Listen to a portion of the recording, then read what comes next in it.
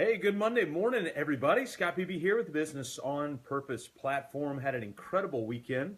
My boys and I got to go on an adventure to Texas this weekend and go eat Mexican food and go on a real working ranch, feed cattle, all that kind of stuff. We weren't that far from Houston, which was also the site of another relatively big event last night as the Patriots overtook the Falcons. So, hey, I wanted to come on this morning, and I have heard over and over and over again, probably within the last 4 or 5 weeks, this word culture get thrown around.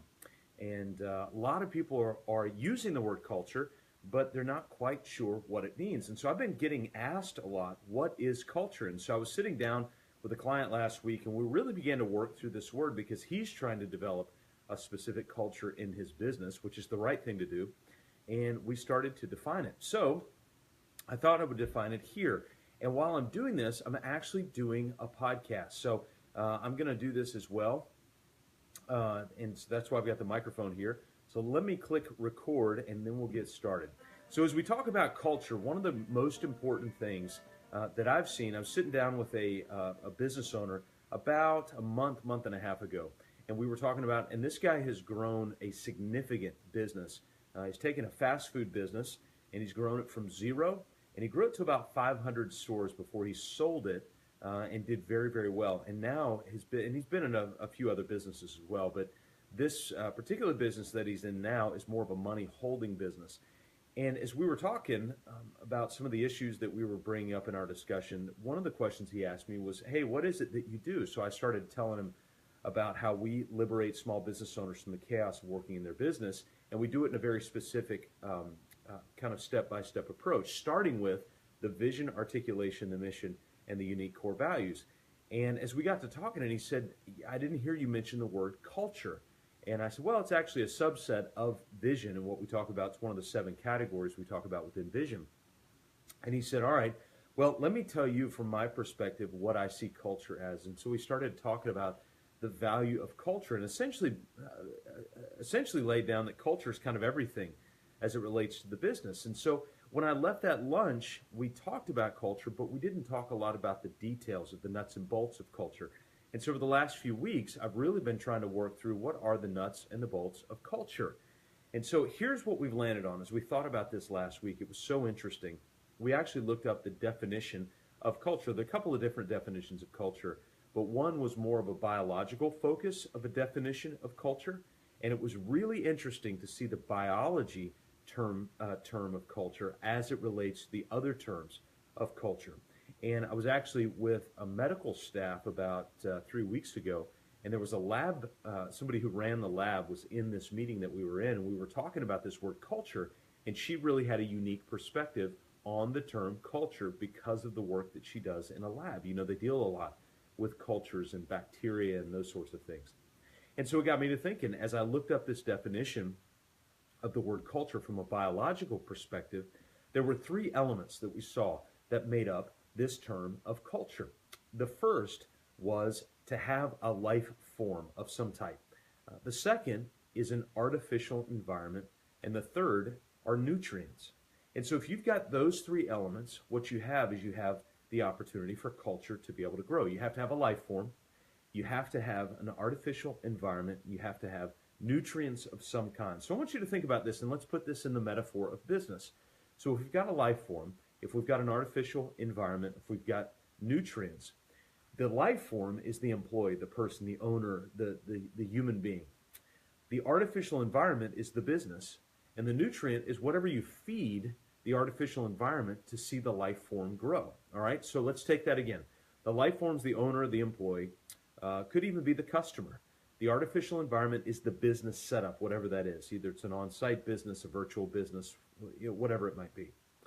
Then you've got the nutrients that then plug into the artificial environment to grow the life form. So if you want bacteria to grow, then you need to feed the nutrients in the artificial environment for bacteria to grow.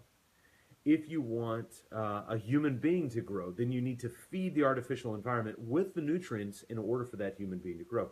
Whatever it is that you want to grow, that's the nutrient that you have to put into the artificial environment in order for that life form to grow. So we've got 3 elements that make up culture: the life form, the artificial environment, and the nutrient.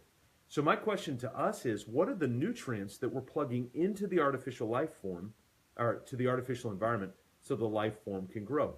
Do you want healthy employees? Well, then you're going to have healthy nutrient to go into those employees. Do you want corrupt employees? Well, if you do, I don't, but if you do, you're going to have to plug in corrupt nutrient into the artificial life form of your business in order to have that grow out of the back end. Hey, do you want employees who are going to micromanage other people? Well, if you don't want that, then you've got to be careful not to micromanage, not to plug that nutrient of micromanagement into the artificial environment so that micromanaging team members come out on the other end. You know, a lot of time with our kids, we go, my goodness, why do they act that way? Well, a lot of time it's the nutrient that we're putting into this artificial environment of the home so that these little life forms, our kids, end up growing. And so they get the same good habits or they get the same bad habits that we have. So it really does make sense when you look at the biological definition of the word culture.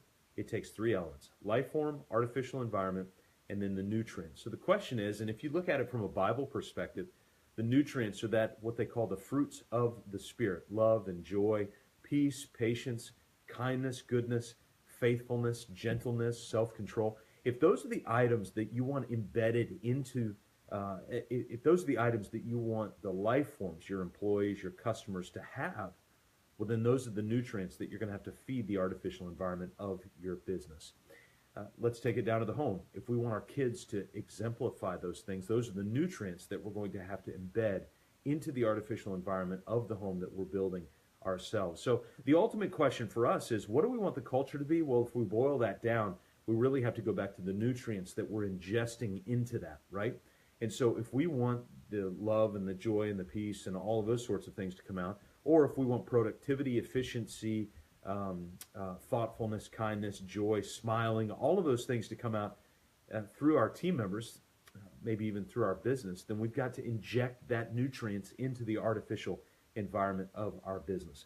If we want hatred, spite, malice, frustration, anger, if we want those things to come out through the life forms within our business, team members, employees, etc. I just got off of a plane last night, so I saw plenty of that. If we want those things coming out the other end, then those are the things that you've got to feed into the artificial environment. So if you want malice and anger to come out through your team, well, then feed the artificial environment with malice and anger. Now, hopefully you don't want that. Hopefully you want joy and excitement and thrill and efficiency and those sorts of things, where you're going to have to feed that in as a nutrient into the artificial environment in order for that to come out. So, three elements that make up culture. Number one, life form. Second, artificial environment. Third, nutrients. Life form are you, your team members, your customers, your vendors. Your artificial environment is the business that you've built. And then, of course, the nutrient is whatever you want to invest into the artificial environment so that what comes out on the other end is genuinely a culture that you can be proud of. All right, guys, that's it. Hope you've enjoyed it. Have a great Monday, and we'll talk to you soon. Hey, make sure to go check us out at Business on Purpose, mybusinessonpurpose.com.